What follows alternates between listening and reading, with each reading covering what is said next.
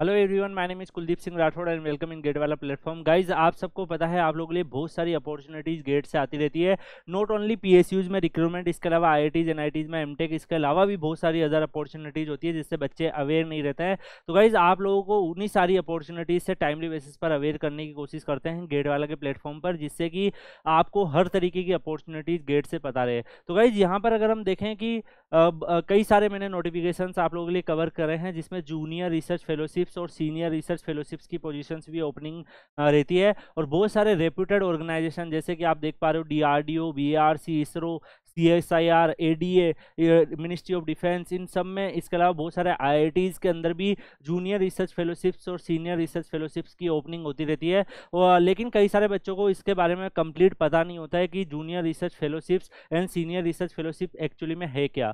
तो गाइज, ये अपॉर्चुनिटीज भी आप लोगों के लिए गेट से ही ओपन होती है। तो आज की इस पर्टिकुलर वीडियो में आपको कंप्लीट डिटेल मिलने वाली है जूनियर रिसर्च फेलोशिप्स और senior research fellowship opportunities GATE के थ्रू। अगर हम यहाँ पर देखें तो कई सारे स्टूडेंट में से कुछ बच्चे ऐसे होते हैं जिनका रिसर्च करने में इंटरेस्टेड होता है, या फिर उनका गेट स्कोर जो है वो इतना अच्छा नहीं आ पाता है कि वो किसी पीएसयूज की जो रिक्रूटमेंट है वहाँ पे फॉर्म को फिल कर पाए, या फिर मान लो कि आईआईटीज जो टॉप आईआईटी जो उनको मिल पाए। तो वो लोग बच्चे क्या करते हैं, जूनियर रिसर्च फेलोशिप्स की जो ओपनिंग होती है डिफरेंट डिफरेंट ऑर्गेनाइजेशन में, वहाँ पे भी ज्वाइन कर लेते हैं। और क्योंकि यहाँ पर एक आपको अच्छा खासा स्टाइपेंड मिलता है। इवन आप जेआरएफ जब कर रहे होते हैं तो आपको एक प्रोजेक्ट पे जब आप काम करते हैं तो बहुत सारे आपका लर्निंग एक्सपीरियंस मिलता है, क्योंकि आप काफ़ी बड़े जो प्रोफेसर्स होते हैं या फिर काफ़ी बड़े जो साइंटिस्ट होते हैं, अगर आप डीआरडीओ वगैरह ज्वाइन करते हैं उनके साथ आप काम करते हैं तो बहुत कुछ आप वहाँ पे सीख पाते हैं। तो जूनियर रिसर्च फेलोशिप्स और सीनियर रिसर्च फेलोशिप जो होते हैं वो बहुत सारे रेप्यूटेड ऑर्गेनाइजेशन इसके ऊपर आपको जो है यहाँ पर अलाउ करते हैं, और इसमें गेट स्कोर कार्ड की भी एलिजिबिलिटी रखी जाती है। तो अगर हम एलिजिबिलिटी क्राइटेरिया के बारे में बात करें गाइस,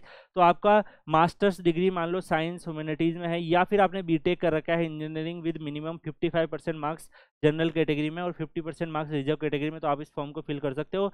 जेआरएफ की जनरली एज आपने देखा होगा तो 28 ईयर की होती है जनरल कैटेगरी में, और 5 साल का एज रिलेक्शन मिल जाता है एससी, एसटी, ओबीसी और वुमेन कैंडिडेट को। इसके अलावा बेनिफिट्स अगर हम देखेंगे तो जेआरएफ जब आप ज्वाइन करते हो तो जेआरएफ में आपको 37,000 पर मंथ के हिसाब से यहाँ पर आपको स्टाइपेंड मिलता है।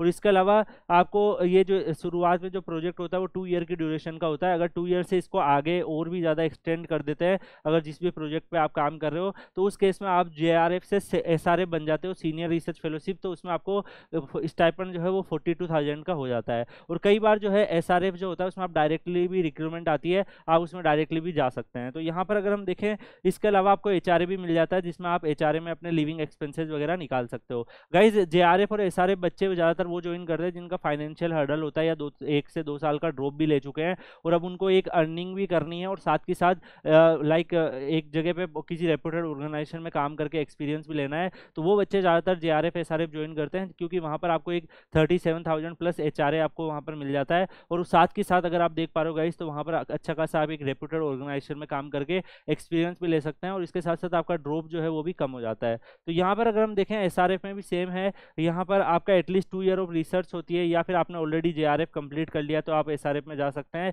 यहाँ पे मैक्सिमम एज 32 ईयर के आसपास रखी जाती है। इसमें आपको जो स्टाइपेंड मिलता है वो 42,000 के आसपास मिलता है, और यहाँ पे जो टेन्योर आपका रहता है गाइज वो 3 ईयर तक रहता है, और इसको एक्सटेंड भी किया जा सकता है। तो गाइज, एप्लीकेशन प्रोसेस में आपका गेट एग्जामिनेशन जो है वो होना चाहिए। गेट एग्जामिनेशन अगर आपने गेट क्वालिफाई भी कर रखा है तो आप इस एप्लीकेशन फॉर्म को फिल कर सकते हो। यहाँ पर एप्लीकेशन जो है उसमें after qualifying your GATE examination आप जो जेआरएफ जो है, जेआरएफ पोजीशंस वगैरह के लिए जो रिक्रूटमेंट आती है वो आप फिल कर सकते हो। तो गाइज, जब भी जेआरएफ और एसआरएफ की रिक्रूटमेंट आती है मैं आपको गेट वाला के प्लेटफॉर्म पे कवर करके देता हूँ। आपने रिसेंटली देखा होगा सीएसआईआर में आया है, डीआरडीओ में आया है, एडीए में आया है, तो आप उन सब एप्लीकेशन फॉर्म को फिल भी कर सकते हो, अभी भी एक्टिव है। बाकी जब भी आते हैं अपॉर्चुनिटी ऐसी तो मैं आपको उसकी इन्फॉर्मेशन देता रहता हूँ। बाकी मैंने कई सारे ऐसे स्टूडेंट को देखा है जो जेआरएफ और एसआरएफ ज्वाइन करते हैं और बाद में उनका किसी ना किसी पीएसयू में भी हो जाता है। तो गाइज, उस केस में वो क्या करते हैं कि पीएसयू ज्वाइन कर लेते हैं, साथ की तैयारी करते रहते हैं। कुछ बच्चे जेआरएफ डीआरडीओ में जेआरएफ कर रहे थे, गुड़गांव में उनकी जॉब लग रही, जेआरएफ चल रहा था, साथ में उन्होंने गेट की तैयारी करी, अंडर 200 रैंक आ गई, उसके बाद पीएसयू में चले गए। कुछ बच्चे ऐसे भी होते हैं जो जेआरएफ करते करते उनका अच्छा कोई दूसरा जो एग्जाम आते हैं पीएसयू के एग्जाम उनको निकाल लेते हैं। तो ऐसे कई सारी अपॉर्चुनिटीज उनके पास होती है। सिलेक्शन प्रोसेस जो होता है उसमें वो इंटरव्यू भी कंडक्ट कर सकते हैं, बाकी रिटर्न टेस्ट भी कंडक्ट कर सकते हैं, और कई बार डायरेक्टली भी वॉक इन इंटरव्यू भी आपका होता है। यहाँ पर अगर हम स्टाइपेंड के बारे में बात करें गाइस, तो आपको स्टाइपेंड भी 37,000 एंड 42,000 के हिसाब से मिलता है। कंटिजेंसी ग्रांट भी मिलते हैं, जैसे मान लो 15,000 आपको एनुअली मिल गए for travel, books and other research जो आपके लिए होती है। टेन्योर जो होता है वो इनिशियली आपका जो है होता है वो 2 ईयर का होता है जेआरएफ में, और एसआरएफ को मिला के 5 ईयर तक हो जाता है। तो आप यहाँ पर ज्वाइन कर सकते हो। रिसर्च एरिया बहुत सारे हो सकते हैं, जैसे मान लीजिए इसमें आप मैकेनिकल से रिलेटेड आ जाता है, इसके अलावा सिविल से रिलेटेड आ जाता है, इसके अलावा कंप्यूटर साइंस से भी आ जाता है, इलेक्ट्रिकल से भी आ सकता है। तो बहुत सारे जो है अलग अलग जेआरएफ और एसआरएफ जो है वो आते रहते हैं। इसके अलावा आप एक बार जेआरएफ हो जाते हैं तो आपको बहुत सारे करियर प्रोस्पेक्ट मिल सकते हैं, जैसे आप पीएचडी कर सकते हैं। गाइस आप सबको पता है कि कई सारे जो आईआईटीज होते हैं वहाँ पर अगर आपके पास जेआरएफ वगैरह है तो आप पीएचडी के लिए अप्लाई कर सकते हैं। वो भी एक अच्छी अपॉर्चुनिटी होती है। गेट क्वालिफाई प्लस जेआरएफ अगर आपके पास है तो आप इजीली सेलेक्ट भी हो सकते हैं। उसके अलावा आपको अच्छी खासी स्किल्स डेवलप हो जाती है, बहुत अच्छा खासा नेटवर्क आपका बन जाता है, क्योंकि आप बहुत सारे कॉन्फ्रेंसेज वगैरह अटेंड करते हैं, बहुत सारे पब्लिक रिसर्च वगैरह में जा सकते हैं। तो उसमें आपके लिए अच्छी अपॉर्चुनिटीज है। गाइज ये बहुत सारे ऑर्गेनाइजेशन में जेआरएफ और एसआरएफ आता रहता है गेट स्कोर कार्ड के बेसिस पर, जैसे कि आईआईटीज में, एनआईटीज में, सीएसआईआर में, एडीए में, डीआरडीओ में, बीआरसी में भी आता रहता है। इसके अलावा बहुत सारे अदर ऑर्गेनाइजेशन, इवन इसरो में, तो जो कई सारे ऑर्गेनाइजेशन के अंदर जो है इसकी ओपनिंग जो है वो होती रहती है। जब भी कोई भी जेआरएफ वगैरह की अपॉर्चुनिटीज आती है मैं गेट वाला पे इसलिए प्रोवाइड करता हूँ क्योंकि कई सारे ऐसे स्टूडेंट होते हैं जिनको फाइनेंशियल हर्डल होता है और वो उस पर्टिकुलर स्टाइपेंड से पर मंथ आपको स्टाइपेंड मिल रहा होता है, तो आप आराम से उस स्टाइपेंड का यूटिलाइजेशन कर सकते हो, वहाँ पे सीख सकते हो, और साथ के साथ आप सफिशिएंट टाइम आपको मिल जाता है कि आप फ्यूचर के जो मैं कोई भी कंपटीशन एग्जाम निकलना चाहते हो तो वो भी आप साथ में तैयारी कर सकते हो।